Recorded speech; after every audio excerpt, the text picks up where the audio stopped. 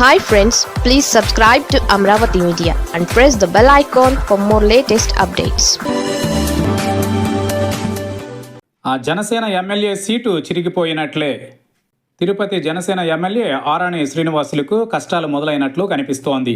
వచ్చే ఎన్నికలలో ఆయనకు తిరుపతి శాసనసభ టికెట్ దక్కేది కూడా కష్టంగానే కనిపిస్తోంది. తెలుగుదేశం పార్టీ నుంచి ఆరణి శ్రీనివాసులకు ఇబ్బందికరమైన పరిస్థితులు ఎదురవుతున్నాయని చెప్పాలి. తాజాగా టీడీపీ అధినాయకత్వం తిరుపతి ఇన్ఛార్జిగా మన్యం శ్రీనివాస్ ప్రసాద్ను నియమించడంతో ఈ ఊహాగానాలకు మరింత ఊపనిచ్చినట్లయింది. ఇప్పటి వరకు తిరుపతి టీడీపీ ఇన్ఛార్జిగా ఉన్న సుగుణమ్మను తప్పించి ఆమె స్థానంలో మన్యం శ్రీనివాస్ ప్రసాద్ను నియమించడం వెనుక వచ్చే ఎన్నికలలో శ్రీనివాస్ ప్రసాద్ను పోటీకి దింపాలన్న యోచనలోనే టీడీపీ నాయకత్వం ఉందన్నది పార్టీ వర్గాల ద్వారా విస్తృతంగా సోషల్ మీడియాలో ప్రచారం అవుతోంది. 2019లో వైసీపీ నుంచి గెలిచిన ఆరణి శ్రీనివాసులు 2024 ఎన్నికలలో జనసేనలో చేరారు. జనసేన అధినేత పవన్ కళ్యాణ్ ఆరణి శ్రీనివాసులకు తిరుపతి నియోజకవర్గం టికెట్ ఇచ్చారు. టీడీపీ బలంగా ఉన్నప్పటికీ అక్కడ మాజీ ఎమ్మెల్యే సుగుణమ్మ తనకు కావాలని గట్టిగా కోరినప్పటికీ పవన్ కళ్యాణ్ తిరుపతి నియోజకవర్గం సీటును పట్టుబట్టి జనసేన ఖాతాలో వేసుకున్నారు.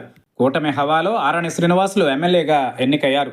వైసీపీ నుంచి జనసేనలోకి గతంలో చిత్తూరు ఎమ్మెల్యేగా వైసీపీలో ఉన్న ఆయన పార్టీ మారి తిరుపతి జనసేన ఎమ్మెల్యే అయ్యారు. కానీ అధికారంలోకి వచ్చిన నాటి నుంచి ఆరణి శ్రీనివాసులు పార్టీ కేడర్ను పట్టించుకోవడం లేదన్న విమర్శలు వినిపిస్తున్నాయి. టీడీపీ జనసేన కేడర్ను పక్కన పెట్టి కొందరు వైసీపీ నేతలకు టచ్లో ఉన్నారంటూ ఆరోపణలు పలు దఫాలు ఎదుర్కొన్నారు. అలాగే సుగుణమ్మ కూడా జనసేన నేతలతో సమన్వయం చేసుకోవడంలో విఫలమయ్యారని టీడీపీ నాయకత్వం భావించింది.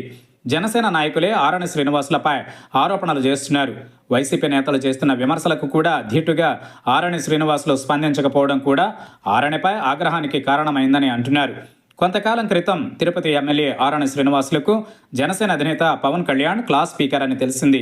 ఇలాగైతే ఎలా? కూటమిలోని 3 పార్టీల కార్యకర్తలను కలుపుకొని పోవాలని పవన్ కళ్యాణ్ చెప్పారట.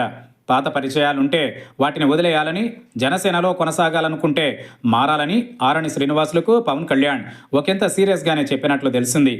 ఈ నేపథ్యంలోనే వచ్చే ఎన్నికలు 3 ఏళ్లకు ముందుగానే టీడీపీ ఇన్ఛార్జిగా మన్యం శ్రీనివాస్ ప్రసాద్ను పార్టీ నాయకత్వం నియమించినట్లు తెలిసింది.